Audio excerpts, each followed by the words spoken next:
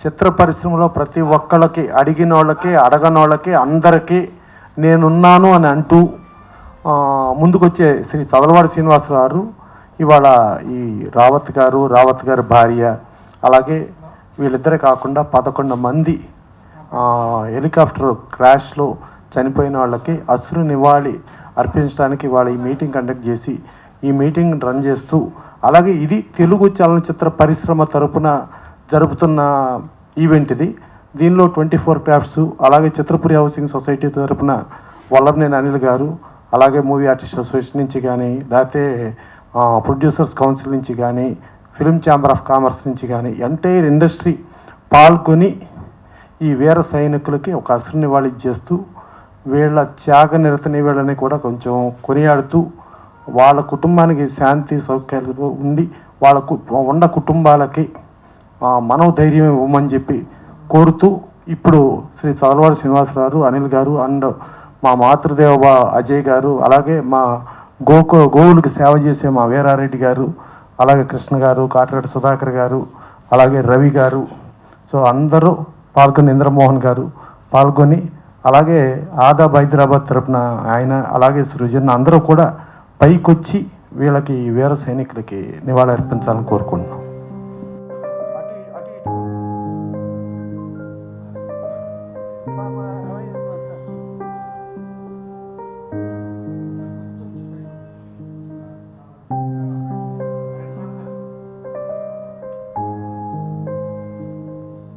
ఒకసారి నేల కొరిగిన వీరుల్ని స్మరించుకుందాం.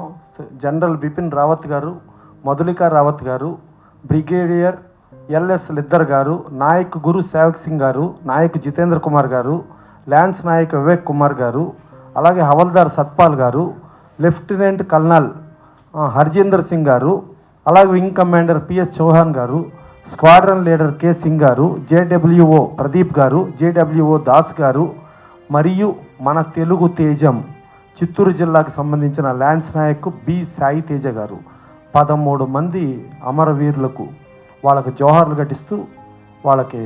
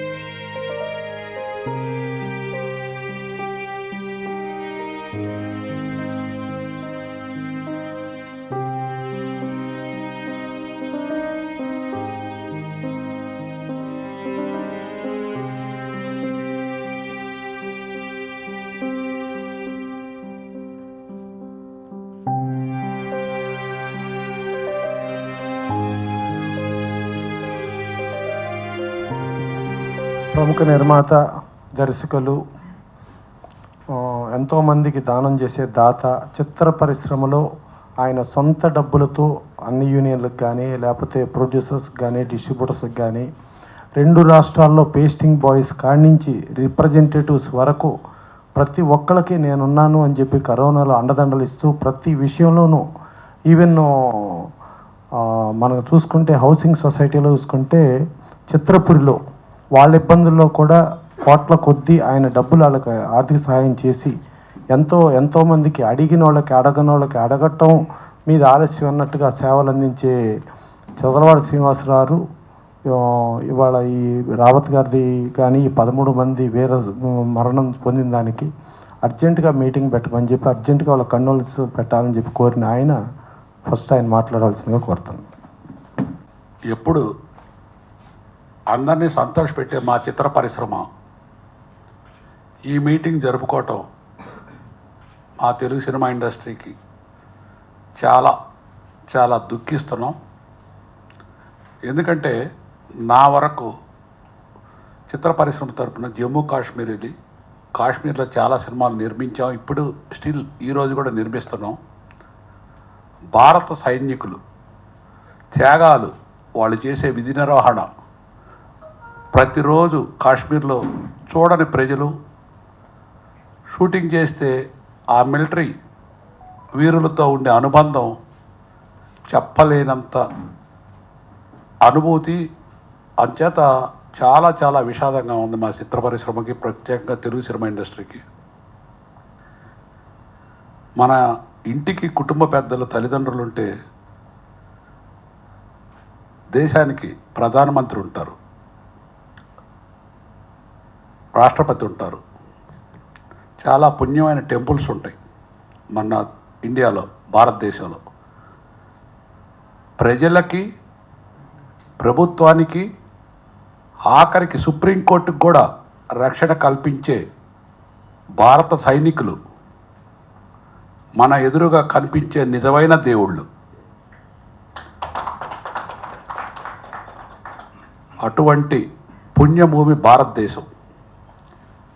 మనం మన స్వార్థం కోసం బిడ్డలను చూసుకుంటాం. అట్లనే ఏ స్వార్థం ఎరుకని 140 కోట్ల భారతీయుల్ని సొంత బిడ్డల్లాగా చూసుకునే ఏకైక డిపార్ట్మెంట్ ఇండియన్ సైనిక శాఖ. అటువంటి సైనిక శాఖ అధ్యక్షుడు శ్రీ బిపిన్ రావత్ గారు. బిపిన్ రావత్ గారికి ప్రత్యేకత ఏంటంటే ఆయన 19 ఏళ్ళే మిలిటరీలో చేరారు. అత్యున్నత పదవి చేస్తూ రిటైర్మెంట్ అయ్యే సమయాన ఎంతో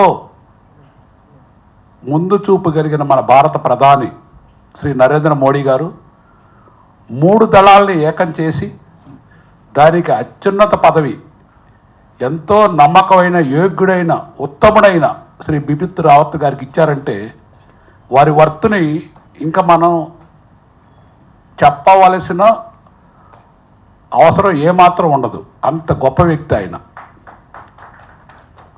ఆయన విధి నిర్వహణలో దాదాపు 45 ఏళ్లలో ఒక్కరోజు కూడా ఆయన సెలవు పెట్టలేదు. ఆయన కీర్తి ప్రతిష్టలను బట్టి మన ఇండియా కూడా ప్రపంచంలో ఆయన చేసే సర్వీస్ కానీ ఆయనకి అన్ని కోణాల్లో కూడా చాలా విశిష్ట అనుభవం ఉంది. ఎక్కువ ఆయన కోరుకునే శాంతిని కోరుకుంటున్నారు. అంచేత ప్రపంచ దేశాలు మన భారతదేశం అంటే ప్రత్యేక గౌరవం రావడానికి ఆయన కూడా ముఖ్య కారకులు. ఏది ఏమైనా విధిరాత ముందు ఎవరైనా తలవంచాల్సిందే. అంచేత కొన్నిటికి మనం ఏమి ఆన్సర్ చెప్పలేము. ఈ ప్రమాదానికి, ఇటువంటి ప్రమాదం జరిగినప్పుడు మాటలు రావు, ఇట్లాంటి జరుగుద్దనే కూడా. ఎందుకంటే అందులో ఎంతో ఉత్తములు, యుద్ధ నైపుణ్యాలు ఆరితేరిన ప్రముఖులు 13 మంది. అందులో మన తెలుగు తేజం శ్రీ నాయక్ సాయి తేజ ఆయన కూడా ఉన్నారు. ఆయన చిత్తూరు జిల్లా, మన తెలుగు రాష్ట్రాలకు చెందినవారు. చిన్న వయసులో ఆయన ఈ ప్రమాదంలో మరణించారని తెలిసి చాలా మా అందరికీ బాధగా ఉంది, సినిమా ఇండస్ట్రీకి ఇంకా బాధగా ఉంది. ఏదేమైనా వారి కుటుంబానికి, ముఖ్యంగా భారత సైన్యాన్ని ఆయన స్ఫూర్తి తీసుకొని ఇంకా ఇంకా ఆయన ఆశీస్సులతో మన ప్రభుత్వం కానీ, భారతదేశ చరిత్ర ఆయన ఆశీస్సులు ఎప్పుడు ఉంటాయి కానీ ఇంకా ఉన్నత స్థితికి వెళ్ళొద్దని నమ్ముతూ చివరిసారిగా మన సినిమా ఇండస్ట్రీ తరఫున వారికి నివాళులు అర్పిస్తున్నాం. ఈరోజు మనందరం కూడా ఇంత ప్రశాంత వాతావరణంలో మన భారతదేశంలో జీవిస్తున్నామంటే మన చంద్రబాబు శ్రీనివాస్ గారు చెప్పినట్టు మన దేశ నాయకులు ఉంటారు, కానీ దేశ నాయకులు వెనక భద్రత కలిగించే మనకు కనపడకుండా మనందరినీ కాపాడే ఒక సైన్యం ఉంటుంది. ఆ సైన్యానికి కొన్ని నాయకులు ఉంటారు. కానీ అటువంటి నాయకులు కోల్పోయామంటే ఈరోజు మన దేశంలో మనకు తెలియని ప్రథమ పౌరుని కోల్పోయినట్టే మనం. ఎందుకంటే వాళ్ళు ఎన్నో మన దేశ భద్రత కోసం ఎంతో ప్లానింగ్గా ఉంటారు, కానీ ఇంత అకస్మాత్తుగా మరణిస్తారని చెప్పి మనం ఎప్పుడు కూడా కళ్ళ కూడా అనుకోలేదు. ఎందుకంటే ఒక దేశ భద్రత గల నాయకుడు చనిపోయాయంటే మన దేశం కూడా కొంచెం కష్ట పరిస్థితి ఏర్పడే యొక్క ఆవశ్యకత ఉంటుంది. అయినా సరే ఆయన ప్రతి ఒక్కటి కూడా మన యొక్క దేశంలో ఉన్న 140 కోట్ల జనాభాకి ఒక భరోసాగా మన సేవ అందించారంటే మనందరం కూడా ఈరోజు ఆయన చూసి మనం నేర్చుకోవాల్సింది చాలా ఉంది. ఒక్కరోజు కూడా సెలవు పెట్టకుండా మన దేశ సేవే ఒక లక్ష్యంగా పనిచేయాలంటే ఎవరికి ఆ ధైర్యం ఉండదు, ఎంత మిలిటరీలో ఉన్నా కూడా. కానీ ఆయన మనందరికీ కూడా ఈరోజు మనం సినిమాలు చూస్తూ ఉన్నాం. ఈ మధ్య కాలంలో ఒక సర్జికల్ స్ట్రైక్ కానీ, ఈరోజు ఇండియా అంటే ఒక భయపడే విధంగా ఒక ప్లాన్ ఆఫ్ యాక్షన్ చేయడంలో ఒక ప్రథమ నిపుణుడిగా మన దేశాన్ని ముందుకు తీసుకెళ్తున్న తరుణంలో ఇటువంటి విషాదకరమైన వార్త వినటం అందరికీ కూడా చాలా దిగ్భ్రాంతి కలిగించింది. ఈ మధ్యకాలం చూస్తున్నాం మనం, ప్రతి సినిమా కూడా ఇందాకసారి చెప్పినట్టు ఒకప్పుడు ఆ లడక్ కానీ ఆ ఏరియాకి పోయి షూటింగ్లు చేయాలంటేనే చాలా ఇబ్బంది ఉండేది. కానీ రావత్ గారు ప్రతి ఒక్కటి ఈ దేశం యొక్క సరిహద్దులు అన్నీ కూడా అందరికీ తెలియాలనే ఉద్దేశంతో ఈ మధ్యకాలంలో ఇటువంటి మిలిటరీ యొక్క సన్నివేశాల యొక్క పర్మిషన్లు ఇవ్వటం కానీ, మన యొక్క పరిశ్రమలో అందరికీ కూడా అండగా ఉండటం కానీ ఆయన మనం చూస్తున్న పరోక్షంగా. అలా ఈరోజు అటువంటి మనిషి అంత యుద్ధ విమానాలు, ఎంత టెక్నాలజీ యుద్ధ విమానాలు వాడేవారు, ఇలా ఆ దేవుడు ఆ పరలోకానికి తీసుకెళ్ళటం మనందరికీ కూడా చాలా విషాదకరం. అయినా మన దేశ భవిష్యత్తు ఇంకా ఆయన స్ఫూర్తితో ఇంకా ముందుకెళ్తుందని, ఆ యొక్క కుటుంబం కూడా ఎప్పుడూ కూడా ఆత్మశాంతి చేకూరాలని మనందరం కూడా, మన దేశ జనాభా అందరం కూడా ప్రార్థిద్దామని, ఆ మిలిటరీ వాళ్ళందరికీ కూడా ఆ దేశ సేవ చేసే ప్రతి ఒక్క పౌరుడికి మన యొక్క ఉన్నామని భరోసా కలిగించే విధంగా వారందరికీ కూడా కుటుంబాలు బాగుండాలని కోరుకుంటూ నాకు ఈ అవకాశం ఇచ్చిన పెద్దలందరికీ ధన్యవాదాలు. మన భారతదేశానికి 8/12/2021 రోజు చాలా దుర్దినం. హెలికాప్టర్ ప్రమాదంలో స్వర్గస్థులైన మన యుద్ధ అమరవీరులకు మనస్పూర్వక శ్రద్ధాంజలి ఘటిస్తూ వారి కుటుంబాలకి, వారి కుటుంబ సభ్యులకి మనశ్శాంతి, మనోధైర్యం కలగాలని కోరుకుంటున్నాను. ముందుగా బిపిన్ రావత్ గారికి శ్రద్ధాంజలి ఘటిస్తున్నాను. శ్రీ చదలవాడ శ్రీనివాసరావు గారు ఇటీవల కాశ్మీర్లో రోజ్ గార్డెన్ సినిమా నిర్మించారు. ఆ సినిమాకి నేను డైరెక్టర్ని, మ్యూజిక్ డైరెక్టర్ని. అయితే ఈ సినిమాలో సార్ చెప్పారు, చదలవాడ శ్రీనివాసరావు గారు గొప్ప దేశభక్తి సినిమా అవ్వాలి రవి అని చెప్పారు. అలాగే ఆ దేశభక్తి కోసం ప్రత్యేకంగా దేశభక్తి మీద ఒక సాంగ్ రికార్డ్ చేయటం జరిగింది. ఆ పాట మీకు ఇప్పుడు వినిపిస్తాను. ఆ పాటని బిపిన్ రావత్ గారికి నేను అంకితం చేస్తున్నాను. నిజంగా జరగకూడదు ఇలాంటివి, మళ్ళీ ఇలాంటి సభలు మనం చేసుకోకూడదు. ఎందుకంటే హలో, నేను ఒక విధంగా చెప్పాలంటే గర్వపడాలి. ఎందుకంటే మా నాన్నగారు కూడా ఆర్మీలో చేశారు. సో వారి బిడ్డగా నేను చాలా గర్వపడతాను. ఆ ఆర్మీ డిసిప్లిన్ అనేది నా అనుగుణమైన నా శరీరంలో ఉంది. సో ఇలాంటివి ఆ భగవంతుడు జరగకుండా చూడాలని చెప్పేసి అని కోరుకుంటూ వారి ఆత్మలు ఇది కలగాలని కోరుకుంటున్నాను. నమస్కారం. ఒకరి యువతకి సందేశం ఇచ్చేవారు అనమాట. ఆర్మీలో జాయిన్ అవ్వాలంటే దేశ సేవ గురించి జాయిన్ అవ్వండి, ఉద్యోగం గురించి జాయిన్ అవ్వమని చెప్పలేదు ఎప్పుడు కూడా. సో బిపిన్ రావత్ వాళ్ళు అటువంటి మహనీయులు ఎంతోమంది పుట్టాలని, ఎందు గురించి అంటే భారతదేశం అనేది వేదభూమి అనమాట. సో అతను ఈరోజు మన ముందు లేకపోవడం అనేది చాలా బాధాకరమైన విషయము.